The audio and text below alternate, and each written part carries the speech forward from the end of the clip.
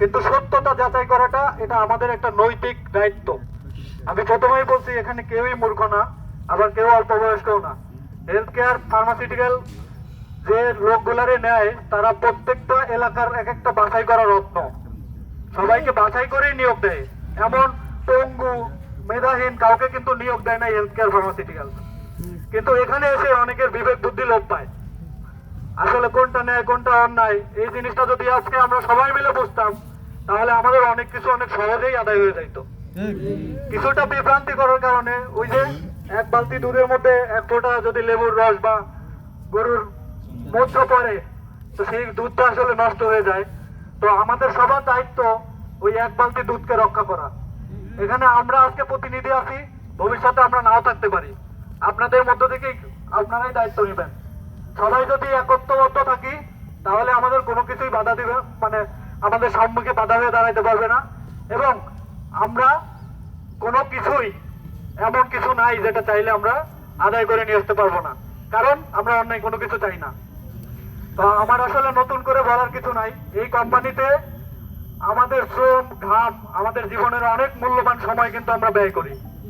তো আমাদের ফ্যামিলির চেয়েও বেশি সময় আমরা যেখানে ব্যয় করি সেই জায়গাটাকে আমরা বুকে আগলে রেখে এ পর্যন্ত নিরাপদ রাখছি।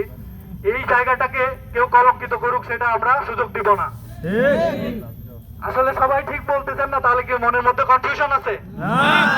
আমরা সবাই ঠিক শুরুতে যেভাবে আমাদের প্রতিষ্ঠানকে রক্ষা করছি ওইভাবেই রক্ষা করব, এবং আমাদের যৌক্তিক দাবি দেওয়া আমরা আদায় করে নিয়ে আসবো ইনশাআল্লাহ। যাতে যে শক্তি আসুক যেই আসুক, আমার বাবা কেন না আসুক, অন্যায় যদি কেউ করে আমি অন্যায় প্রতিবাদ করব। আপনার যদি নিজের আত্মীয় দাঁড়ায় সে অন্যায় যদি করে, আপনাকে আল্লাহ বিবেক দিছে, সেই বিবেক থেকে অন্যায়কারীর প্রতি মানে যদি আপনি প্রতিবাদ না করেন, এটা আল্লাহর কাছে আপনার জবাবদিহিতা আছে। আপনি যদি জানতেছেন যে আমার এই একটা ভাইয়ের কারণে 10টা ভাই বিপদে পড়বে, সে অন্যায় ভাবে এই 10 জনকে বিপদে ফেলতেছে, আপনার একারও দায়িত্ব আছে। হেলথ কেয়ার ফার্মাসিউটিক্যালের যে শ্রমিক প্রতিনিধিরা আসছে তাদেরও দায়িত্ব আছে। এখানে সবাই আমরা প্রতিনিধি, সবার দায়িত্ব সবাই যদি পালন করি।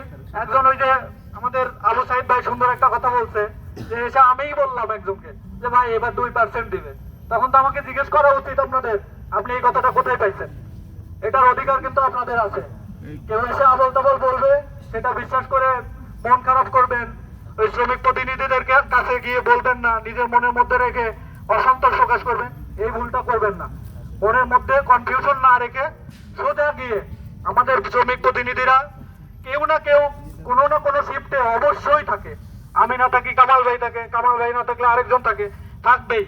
আর এমন কেউ নাই আমার মনে হয় না এই শ্রমিক প্রতিনিধিরা যারা এখন আছে দায়িত্বে, তারা কি তাদের ক্ষমতা পাওয়ার পরে আপনাদের সাথে কারো খারাপ ব্যবহার হয়েছে? তাহলে ক্ষমতা হাতে পাইলে যদি খারাপ ব্যবহার করতো তাহলে বুঝতেন যে তার মধ্যে ক্ষমতার অহংকার আসছে। আল্লাহ না করুক আমার কোনো ভাইয়ের মধ্যে যেন ক্ষমতার অহংকার কখনোই না আসে। যে ভাই আসুক ক্ষমতায়, আমার আর নতুন করে কিছু বলার নাই। সবার একতা থাকলে যে কোনো শক্তির বিরুদ্ধে আপনারা দাঁড়াইতে পারবেন। যে কোনো মানে পাওনা, ন্যায্য পাওনা যেটা, অন্যায্য কোনো কিছু আমাদের শ্রমিক ভাইরা কখনোই চায় নাই। ন্যায্য যেটা পাওনা সেটা অবশ্যই অবশ্যই আদায় হোক। আল্লাহ সর্বোপরি আমাদের যে ভাইরা উল্টাপাল্টা নিউজ ছড়ায় তাদেরকে হেদায়েত দেখ, আর হেদায়েত যদি নসিব না থাকে সে যত বড় খারাপ লোকই হোক আল্লাহ তাকে ধ্বংস করে দেখ। তা আর কিছু বলার চাই? এখন আমাদের আরো বড় সিনিয়র ভাইয়েরা আছে, তাদের কথা শুনেন। আসসালামু আলাইকুম।